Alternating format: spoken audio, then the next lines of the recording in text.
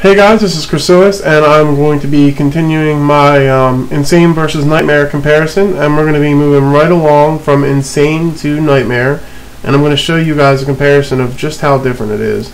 As you can see from the score alone, it's almost 3 times the amount. I mean, it's only just over a minute longer, but the score is over just under 3 times the amount, if that doesn't tell you anything already. So we're going to get into it, and I'm going to show you guys the general gist of how this works. Same thing as usual, run around and collect all the mana. It's not really anything new in Dungeon Defenders.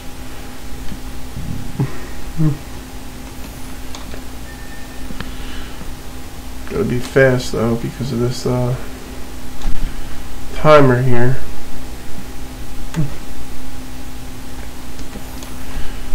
Make sure the mana comes to me alright.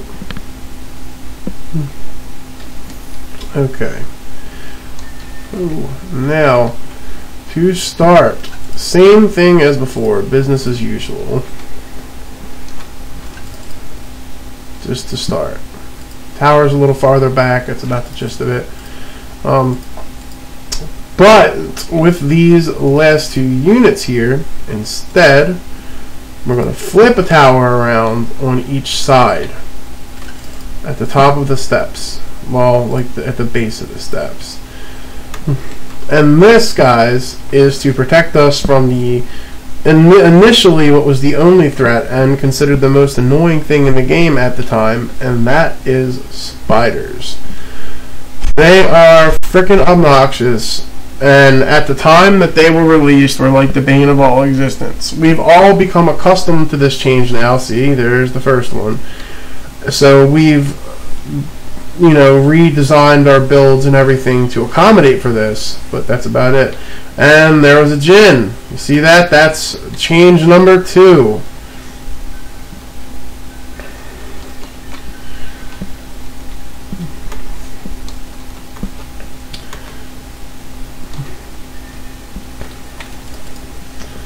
Alright, start getting this section built up here.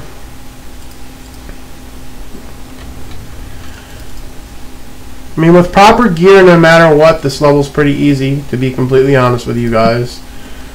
But this isn't really about, me playing through some crazy challenge level or doing something amazing that no man's ever done before or anything.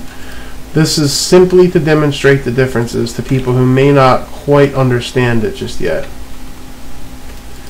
So I'm also going to do this up here for good measure, just in case. Come on, where's the sweet spot? I know I just had... Oh. Here we go.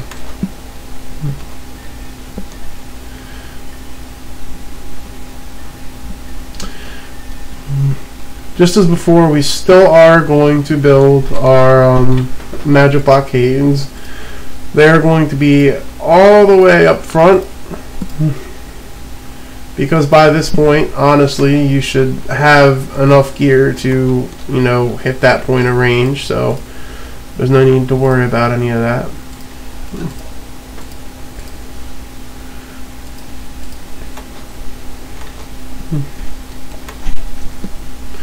Need to be as protected as possible.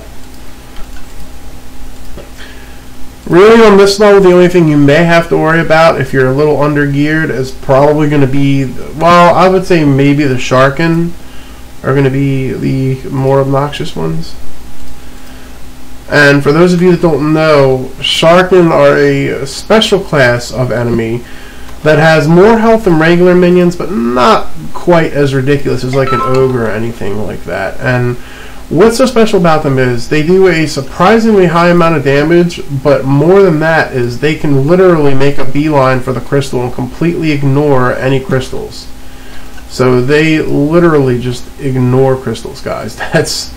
Not crystals. They literally just ignore towers, guys. That's all there is to it. They see a tower, they just walk right through it, and they push it.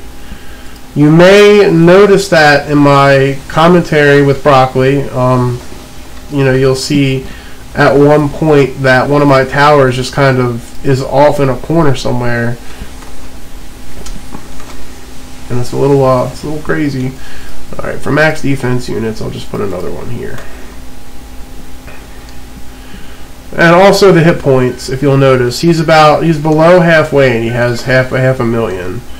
On Insane, that is nowhere near the amount of hit points they have. They have such a low amount of hit points on Insane, it is ridiculous.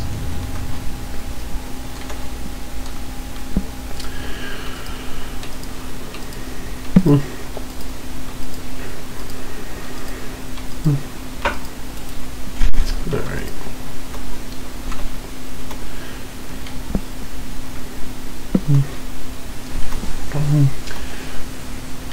Another thing to note is that the waves move by much slower because they're, I mean, I'm not exactly sure, but I'm going to go on a whim and assume it's like pauses in the script or something, because the game assumes that it's going to take a little bit of time to kill certain enemies or whatever. But there are a lot of bigger enemies. The Djinn, the Sharkin, the spiders, more ogres, not on this level, but in other levels. There are goblin copters.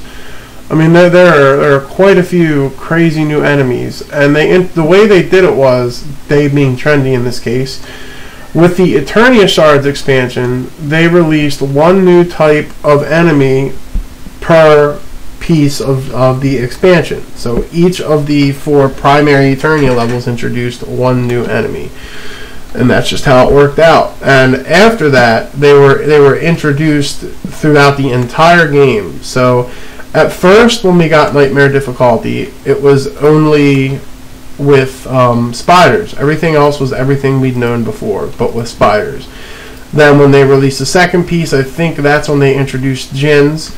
And then the third piece is when they introduced the Sharkin, which, you know, was Aquanos and all that. And after that, with Sky City, they introduced the Goblin Copters that also dropped the big ogres and stuff. And each piece made the entire game that much harder on Nightmare difficulty, because each of those enemies is considered a special enemy, and the game gives you an announcement for each one, and they all have crazy special properties. I'll cover that in another video altogether, what the special properties of each one are exactly, but in most cases they're pretty self-explanatory. There's a Sharkin right now getting ready to charge. You have to see it with your own 2 eyes. See, there's another one getting ready to charge, but he won't make it.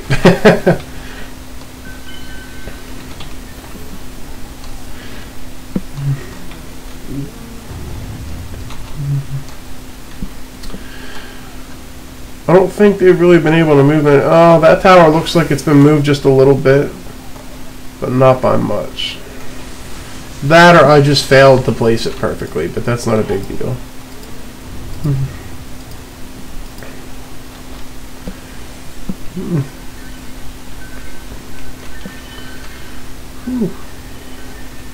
There's no short supply of mana on Nightmare, though.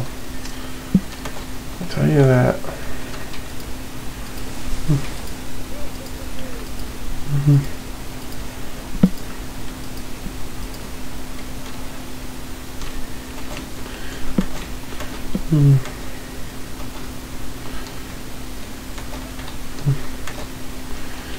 Alright, so now we wait. Oh, those in front didn't get upgraded. So let's drop an upgrade on each of the barricades.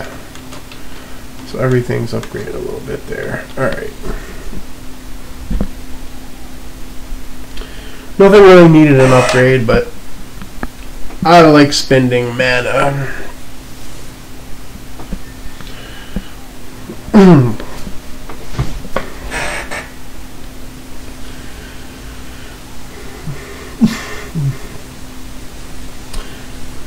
Also, this is important to note. I did mention this briefly in another video, but I'm going to say it again. It is generally a bad idea to stand on or near any Eternia crystal, but the reason that it's not such a big deal in this level is because all of the choke points and everything are kind of tightly packed around one central area, and everything's going to be coming that way anyway, no matter how you slice it. So it doesn't matter if you're standing there or not, that's where everything's headed. But on bigger maps, this is just a little tip here. You guys definitely should learn to stay away from the Eternia crystals. You don't have to run completely away, guard them, but guard them far enough away that enemies are not going to be tempted to go near that crystal. That way you can DPS safely away or whatever you need to do. I mean, obviously it's okay to go near them if they're being attacked and you need to support it with DPS or repair towers or whatever, but it is generally bad taste to camp an Eternia crystal, and you will catch flack from it and be yelled at by people online if they catch you doing it. Not always, but there are people who know what they're doing, and they will get on your case about it.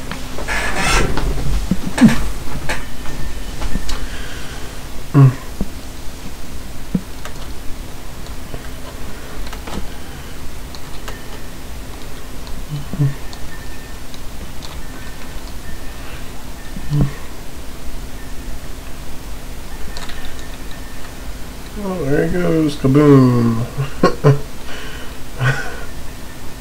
It always makes me laugh seeing those little explosive things.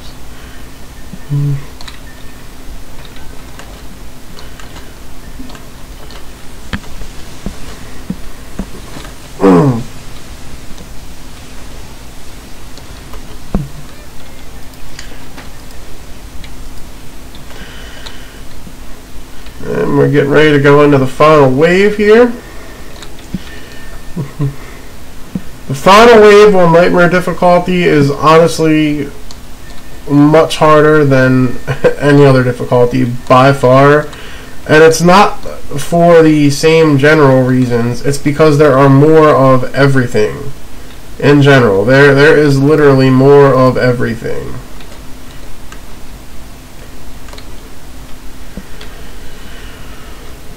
So, like, just from that direction alone, as you can see, it said there were going to be 6 djinns this round. That's a lot of djinns from one door. And I think that's from each door, plus multiple ogres and Sharkin and all that. It's crazy. See, we already got Sharkin coming in, and the round just started. It's probably djinn that started coming in, too.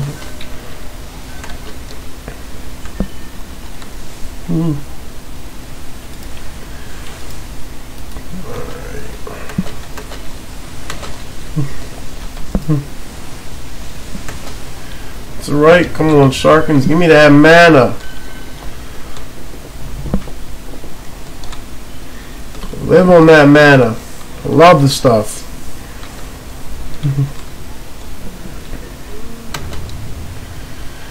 Oh, that's another important thing that I forgot to mention too. On Nightmare, well, maybe not most enemies, but a lot more enemies have some kind of elemental immunity.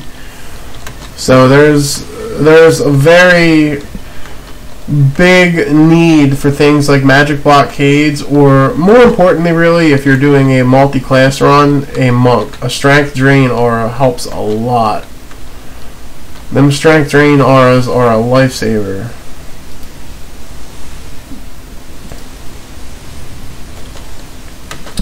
No good build is complete without strength drain auras.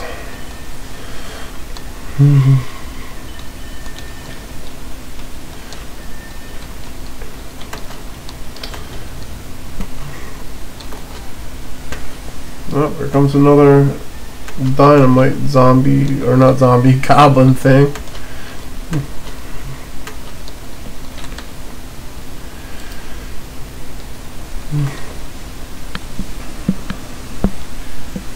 And there we go.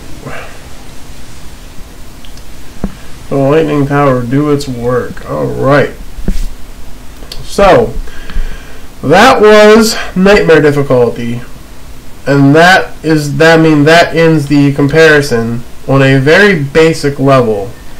I mean, it is vastly different from that of Insane difficulty. A lot more loot drops, as you can see right here, just from one wave without picking anything up. I mean, on this level, you're not going to be getting a lot of great gear or anything like that. But they're vastly different difficulties. So just so you know, guys, you need to learn how to build for Nightmare difficulty separately from Insane.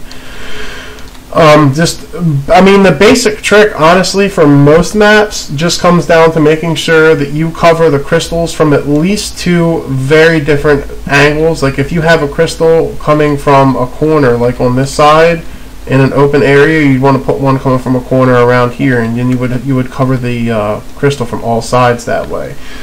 That's really the major difference. But aside from that, you also need to accommodate for things like the Sharkin and the Djinn and everything. You just have to start taking a lot more things into account, and it gets very crazy. So that's all there is to it, guys. I hope this has helped you guys out to some extent. Maybe you veteran players were looking to step your game up. Maybe you're, experienced with everything else, but you never really got in the Nightmare. Maybe you're even a returning player and played before Nightmare existed and just now got into it. Well, whatever the case may be, I really hope that I've done some good for you, and I appreciate you watching my videos. I appreciate your support. If you liked the video and you wouldn't mind, go ahead and give me a like. It helps a lot. If you want to see more content like this, go ahead and click the subscribe button. I release content very regularly. I mean, there's going to be times when there's going to be downtime, but at least at this moment, there's regular content all the time, and I can promise that pretty much indefinitely, so long as nothing is ripping me away. But that's it, guys. I will be making more videos again probably tomorrow. I think this is it for today. I've done quite a few videos today, so that's it. Have a good one, guys.